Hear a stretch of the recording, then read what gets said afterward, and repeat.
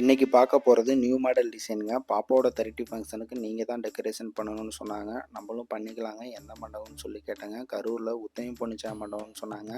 அந்த மண்டபத்தில் இது வரைக்கும் நான் டெக்கரேஷன் பண்ணதில்லைங்க. நம்ம வீட்டு ஃபங்க்ஷன் தான் ஃபஸ்ட் டைம் டெக்கரேஷன் பண்ணுற மாதிரி இருக்கும். சூப்பராக பண்ணிக்கலாம்னு சொல்லிட்டு மண்டபத்தை போய் அளந்துட்டு வந்தேங்க. அளந்துட்டு வந்து சொன்னேன்.